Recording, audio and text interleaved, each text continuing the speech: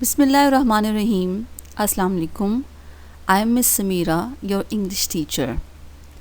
I hope all of you are fine at your homes and doing good.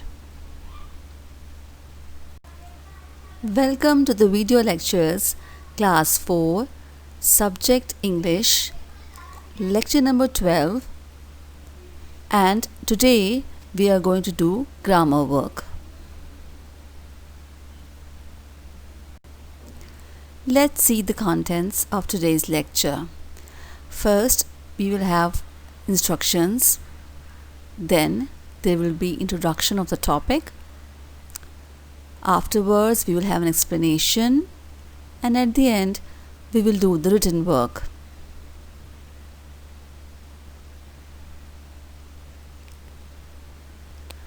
Okay, now the instructions. As always, I tell all my students to be ready and fully prepared.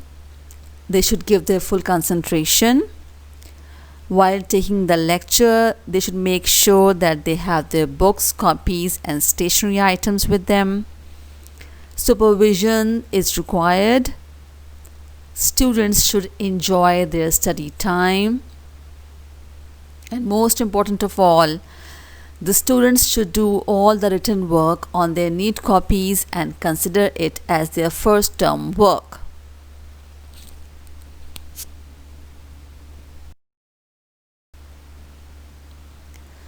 Moving on to today's topic. Today we are going to do forms of verbs. This is your grammar work.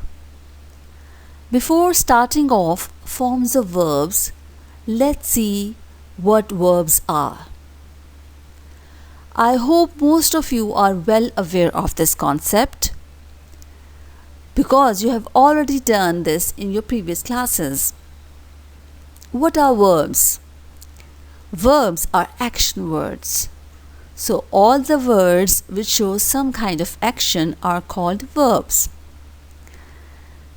Examples are jump, walk, wash. There are many other examples. As now what you are doing at this time? You are studying, you are looking, watching, listening.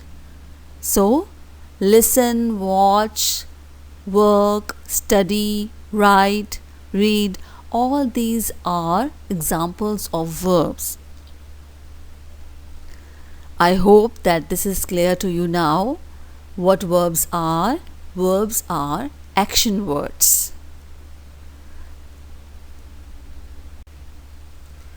Let's come to the forms of verbs now. There are three forms of verbs: present, past, past participle. Generally, they are known as first form, second form, and third form of verb. In some verbs, we add ed in the second and third form, and we call them regular verbs. For example, wait. Wait is the first form. The second and third forms are waited, waited. Similarly, talk, talked, talked. Complete, completed, completed. Jump, jumped, jumped. So, the verbs in which the second and third form simply end in ed are called as regular verbs. But in other verbs, the second and third form are different. They do not end in ed.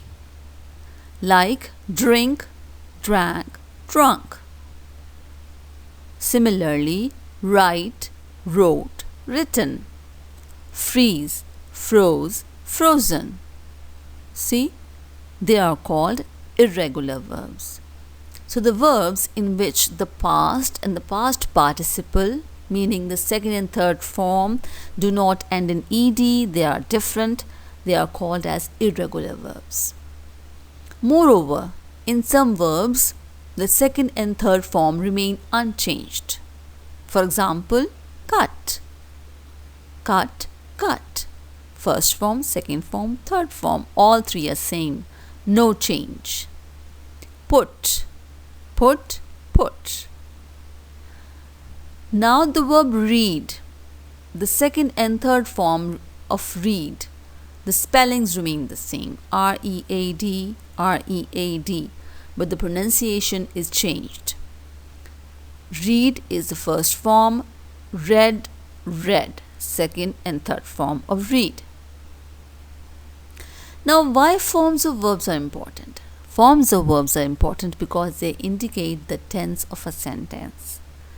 We can tell the tense of a sentence by seeing the forms of verbs which are used in that sentence.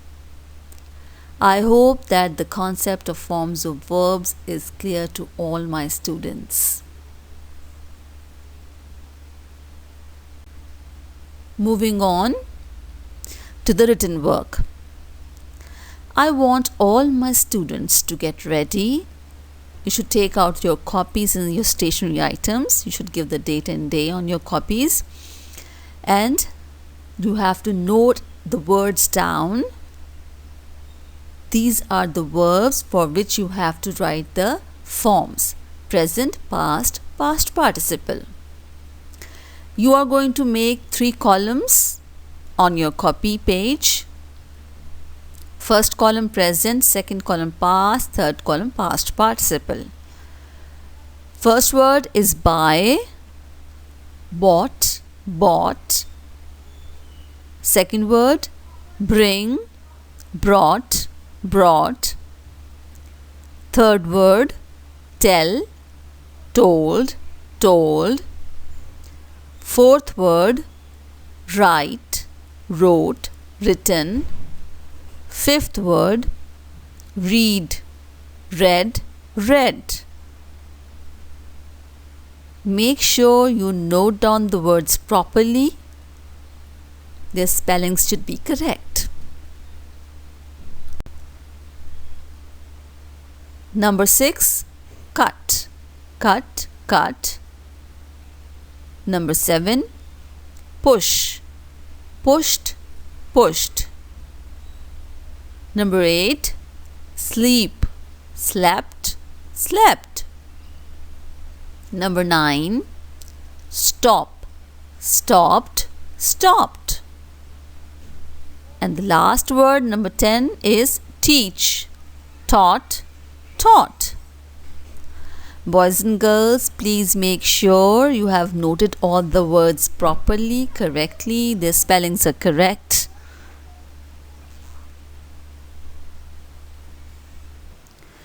Now let's move on to our next written work.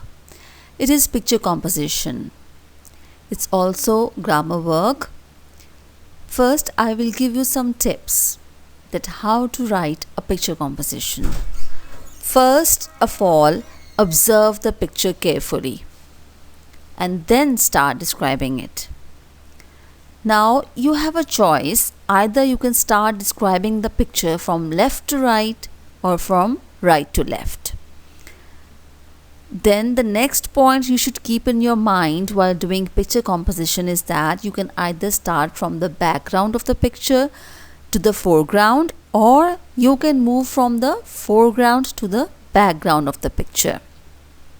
And the last point, the last tip is that it's up to you students that you can start by giving off the details like about the characters, about the expressions, about the appearances, then about the scenery, or you can start from the general impressions. That's what is the picture about, where it is set. You can do it vice versa also. So these were some of the tips that you should keep in your mind when you start doing picture composition. Now some more points to remember when you start doing your picture composition. First of all, write in a paragraph, leaving 2 finger distance from the margin line of your copies. You are not going to make sentences, boys and girls. You have to write in a paragraph. Next, very important point, you have to use the present tense. Remember, whenever you are writing a picture composition, you have to write it in present tense, or it can be present continuous tense using ing with the verb. Try using adjectives. in your picture composition because it gives a certain creativity to your work. Last but not the least, focus on the opening and ending sentences of your composition because it gives a good impression. Okay, now let's see. Here you have two pictures. You have a choice. You can choose any one of them and you have to observe the picture very, very carefully. I am going to give you one sample picture composition, so I will choose any one of these pictures. This is the picture which I have chosen for today's picture composition. First, I will give you an outline, the main points, the key points of this picture. It's a picture of a beautiful park. You can say the weather is pleasant. You can see lovely mountains with snowy tops at the back. At the front of the picture, you can also observe lush green trees and grounds. There's also a stylish street lamp. A family of 3 are jogging wearing comfortable clothes, and supposedly they're having a great time. So these were the main points.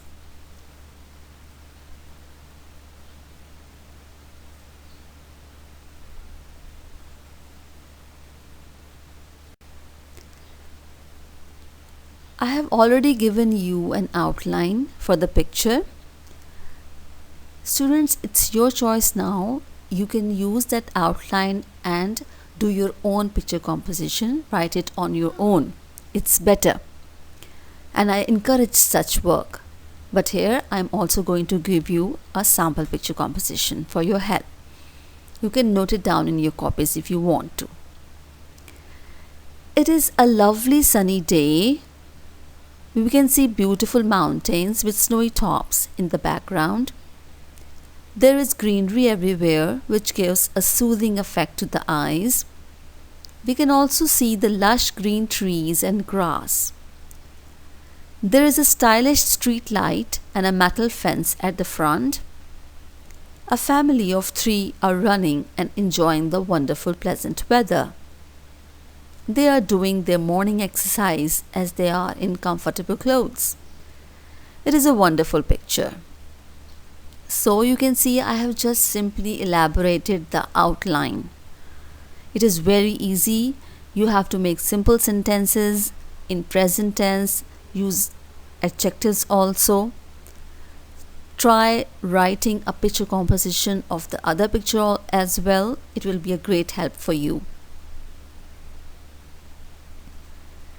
This was today's lecture. I hope that you enjoyed it and you understood it. If you have any problems, you can ask me. I am here for your guidance. Thank you and Allah Hafiz.